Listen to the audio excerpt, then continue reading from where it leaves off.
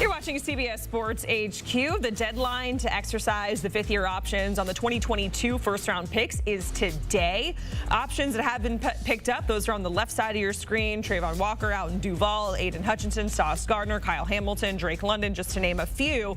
On the right side of your screen, those are players who have not been offered yet or have yet to sign. The guys that are in red, those are the guys whose teams will not exercise that fifth-year option. So let's talk about it with our guys, B-Mac and DK. I know B-Mac has a lot to say about the Lakers, but we're going to table that for now. We're going to talk about the Jags because they give Trayvon Walker that fifth-year option, keeps the former #1 overall pick in Jacksonville for at least the next 2 seasons. They decline Devin Lloyd. B-Mac, what are your thoughts on those moves from Jacksonville, especially because Trayvon Walker, his production prior to the 2024 season as a former #1 overall pick has been criticized by a lot of folks? It has been criticized, Jacqueline, DK, but if they decline Trayvon Walker's fifth-year option, you're basically telling all of us we got it wrong, and we're not happy with his production as of right now. So for Jacksonville, no, you're going to give a high pick every opportunity to prove and show his worth. And to your point, yes, he's struggled a little bit, but over the last few years, especially last year, he's really become a better pass rusher. He's getting home, he's getting in the backfield. So he's shown signs of growth and development, and they're going to continue to ride the wave. In terms of Devin Lloyd, I mean, he's a guy, when you look at playing in 48 games, starting in 46, he's really improved year after year. Not to mention, you know, in terms of tackling, he led the team in tackles in 2024. Now, there's been some glimpse of inconsistencies, but I feel like Devin Lloyd, with his athleticism, he pairs up nicely with Foye Oluokun, who is the inside backer. But if you move on from Devin Lloyd, especially after this year, there could be a concern of depth or the lack thereof in terms of the off-ball linebackers for Jacksonville. So I kind of felt like this would be the direction to go. And if I'm Devin Lloyd, no question, you should feel some type of way. But if you put forth another successful year, you're able to become a big-time free agent and probably cash in big time, either with Jacksonville or with another organization. Yeah, and to your point back, he's going to be an unrestricted free agent after this upcoming season. Let's talk about the Lions. Aiden Hutchinson, Jameson Williams, their fifth-year options are picked up. DK, why?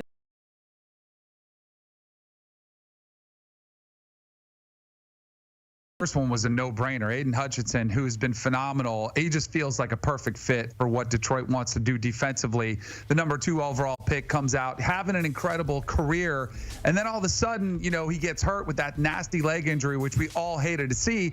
But even in only playing in 5 games, still had 7.5 sacks. And he's somebody that's like a no-brainer that you're going to pick up that option.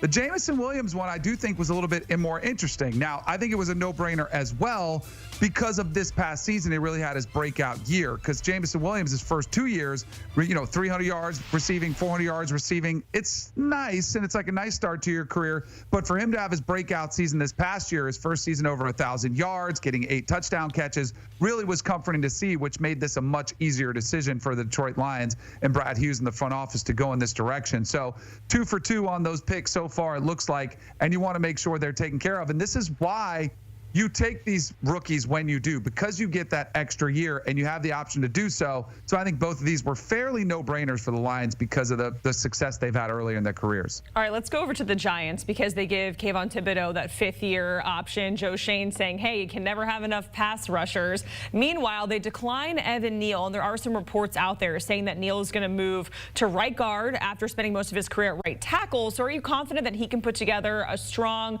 prove-it year, if you will, at a new position, B-Mac? Well, if you're the Giants, that's what you're hoping. You're hoping that the move could actually initiate something that we haven't seen from Evan Neal throughout his professional career, similar to what we saw with Mekhi Becton.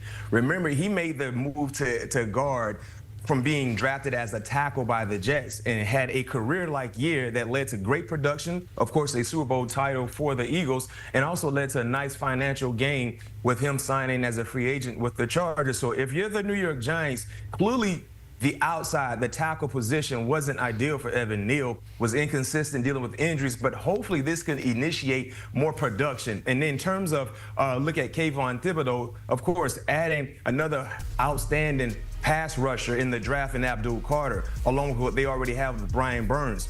you got to look at the glory years for the Giants. When they were competing for championships, the defense, it was led by outstanding individuals that can win their one-on-one matchups in terms of what they had on the defensive line. They're trying to recreate that entire situation because if they do what they need to do, it helps the other two levels of the defense out. So this makes perfect sense for me because I understand Kayvon Thibodeau didn't have a great year a year ago, only played in 12 games, around 5.5 sacks.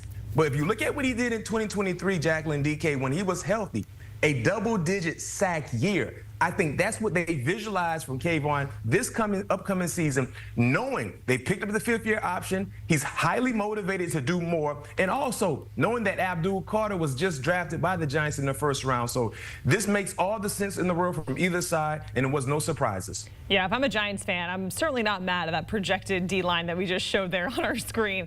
Now let's go to the Jets. It's a new regime, right? A new era there for the New York Jets. The fifth year for all three of those guys, they pick it up in Sauce Gardner, Garrett Wilson, Jermaine Johnson. DK, do you like that move? Does that make sense to you to pick up the fifth year for all three of those guys?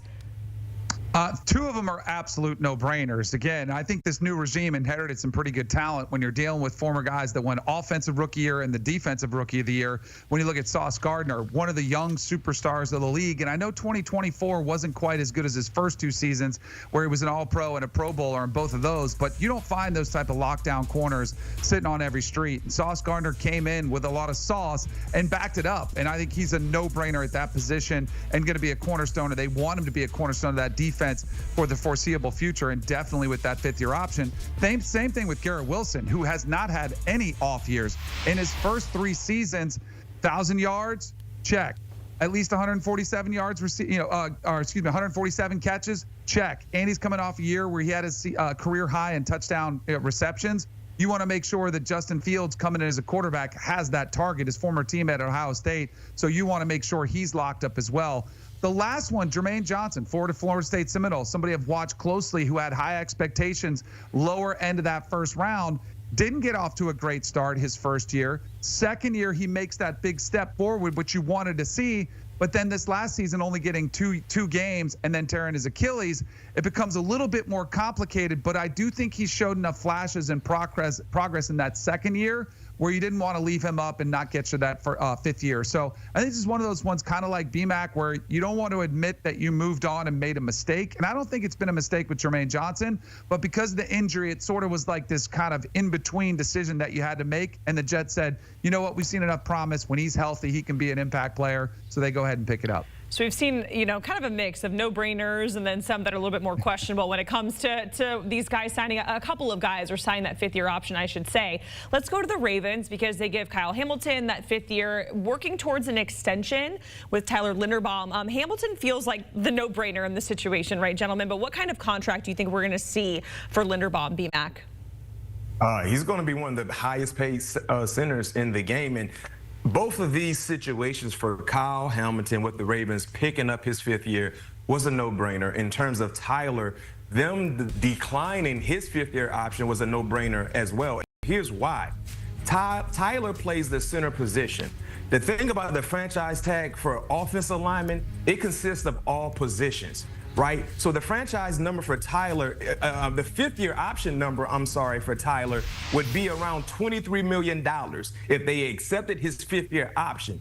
The highest paid center currently in the National Football League is Creed Humphrey. He's seen around $18 million.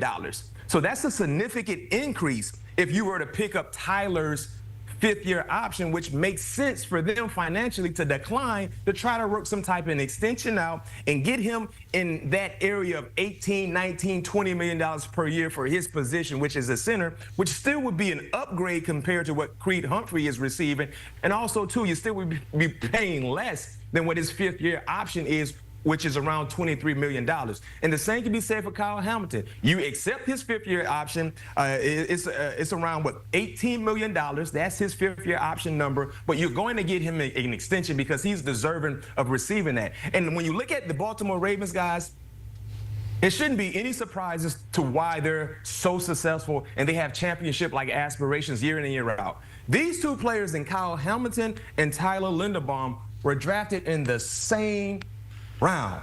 First round, highly productive, multiple Pro Bowls, considered to be one of the top players at their position, and they haven't even reached their prime yet. So the Baltimore Ravens, they've done a great job in identifying talent, but most importantly, being able to develop that talent within their building, so the production on the football field is hard to go unseen.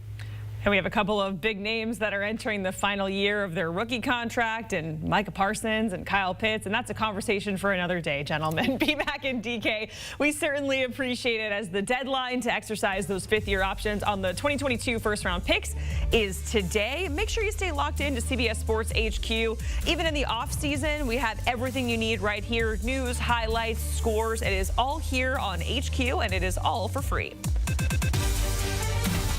Up next, we stay in the NFL. This weekend, the draft wrapped up. How did it impact our teams in the NFC North? The guys are going to stick around and give out their grades. We're going to the classroom after this.